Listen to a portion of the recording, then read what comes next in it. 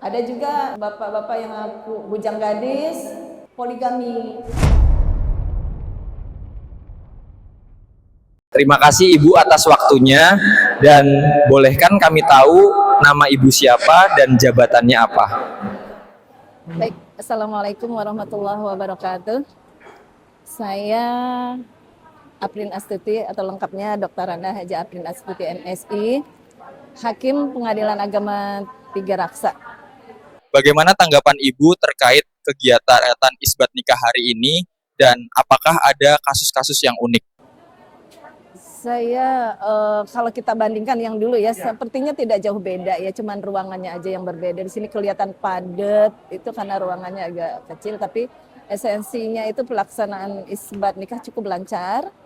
Semuanya berjalan dengan baik. Kami di sini ada 3 tim ya, 3 hakim dengan panitera pengganti. Tim itu maksudnya dalam satu kelompok. Ini bukan majelis, tapi kami yang hadir di sini hakim tunggal. 1 hakim dengan panitera pengganti. Tadi ada 3 hakim, 3 panitera pengganti dibantu oleh bagian administrasi yang mengatur jalannya persidangan seperti itu.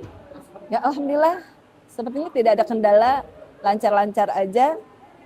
Dari 60 peserta tadi, yang tidak hadir hanya 4. Itu dengan alasan bahwa tadi itu karena sakit, ada 2 banjir ya, rumahnya terdampak banjir jadi tidak hadir seperti itu. Namun dari semua yang hadir itu tidak semuanya dikabulkan ya. Kami memeriksa perkaranya, yang misalnya ada masalah, tadi ada ya yang ada masalah, dia pernah menikah, artinya kan janda ya atau duda. Tapi pernikahannya yang dulu itu belum diurus penyelesaiannya. Sementara dia kan punya buku nikah, tadi ditanya, punya buku nikah Bu? Ada yang warna hijau itu kan, berarti kan memang betul nikah resmi waktu dulu dengan suami pertama. Kemudian waktu nikah ini belum cerai, ya enggak, pisah gitu aja katanya. Nah itu tidak bisa kami kabulkan karena dengan seperti itu kan artinya poliandri. Ya poliandri, kami sarankan urus dulu perceraiannya, yang buku nikah itu dihapus dulu, diganti akta cerai, baru nikah kembali di KUA. Ada juga bapak-bapak yang aku bujang gadis, ternyata di kartu keluarganya itu suami statusnya nikah tercatat, istri statusnya nikah tidak tercatat. Ya, itu kan ada masalah, berarti kenapa suami istri kok berbeda gitu. Ternyata suaminya ngaku iya dulu punya istri, istri saya meninggal gitu. Kenapa? Ya saya tanya, kenapa di dalam itu kok ngakunya bujang gadis gitu. Artinya kan itu tidak jujur ya.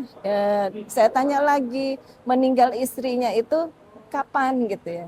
Ternyata meninggal istrinya itu setelah nikah dengan yang akan diisbatkan ini.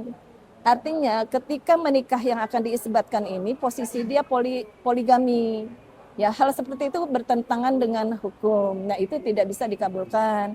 Jalan keluarnya ya dia mengajukan pernikahan baru dengan data-data bahwa dia duda. Gitu. Bukti misalnya istrinya meninggal, ya ada bukti keterangan meninggal istrinya dulu, terus nikah baru aja di KUA gitu. Jadi kalau untuk isbat, karena ternyata ketika menikah, peristiwa nikah dulu itu dia masih punya istri, artinya dia poligami. Ya, jadi seperti itu. Jadi tidak semua pengajuan isbat nikah itu dikabulkan. Tergantung kondisinya, apakah betul bersih, tidak melanggar hukum agama, tidak melanggar hukum dari negara. Karena misalnya udah nikah ya harus cerai dulu baru nikah, ya. Kecuali yang lancar-lancar aja ya memang nikahnya bujang gadis, tidak melanggar aturan negara. Itu yang kami kabulkan. Pertanyaan terakhir Bu, apa harapan Ibu dan amanah Ibu ke depannya agar penyelenggaraan isbat nikah ini lebih baik lagi? Saya kira kalau harapan saya ini isbat nikah ini tidak tambah banyak gitu ya, tapi berkurang-berkurang gitu. Jadi kita hanya menyelesaikan memang orang-orang yang tidak tahu. Jadi kesininya saya harap tidak ada isbat nikah lagi, yang setelah 2023 itu cobalah diberi pencerahan ya kepada orang-orang masyarakat itu bahwa nikah itu wajib di KUA gitu. Jangan nikah-nikah siri. Nah, pelaksanaan seperti ini udah bagus saya kira ya. Artinya didata dari yayasan ataupun dari mana yang memang punya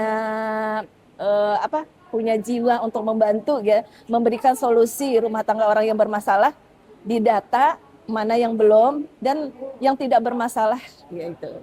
Dan bagi yang mau menikah lagi disarankan nikah yuk ke KUA gitu. Jangan nikah siri, karena nikah siri itu kalau sekarang dibuka lagi program isbat nikah, negara membolehkan.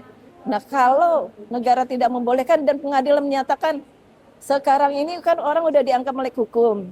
Kalau ya kami itu kalau memang baru-baru ini misalnya baru berapa bulan yang lalu nikah, menurut kami itu nggak layak gitu diisbatkan. Tapi silahkan nikah baru aja di KUA gitu. Jadi untuk pelaksanaan gini bagus, terima kasih atas inisiatif ya yang inisiatornya ya siapapun itu. Kalau dari ini sekarang ini Iki ya. Iki. Ya, alhamdulillah ya. Mudah-mudahan niat baiknya itu dapat pahala dari Allah Subhanahu wa taala. Amin. Semuanya dan orang-orang yang diisbatkan rumah tangganya lebih baik lagi dan yang belum bisa dikabulkan mudah-mudahan ada solusinya sesuai dengan aturan negara dan aturan agama, jangan dipisah ya. Aturan negara seperti ini dengan aturan agama harus seiring. Nikah itu sesuai dengan hukum agama dicatatkan di KUA, jangan dipisah-pisah. Yang penting nikah secara agama dulu, negara nanti, jangan seperti itu. Karena itu akan mempersulitkan, apalagi sekarang kan kita datanya satu ya, dari Dukcapil, Kemenak, ya artinya KTP dengan buku nikah itu akan selalu berjalan satu data. Kalau ada perbedaan nama aja itu akan menyulitkan kita. Saya kira himbauan untuk masyarakat gitu, ayo sadar kita menikah itu hanya di KUA. Jangan lagi akan ada isbat-isbat nikah. Itu hanya untuk yang memang betul-betul kondisinya ya di luar dugaan untuk dibantu penyelesaiannya. Ya, saya kira cukup itu. Baik Ibu, terima kasih banyak.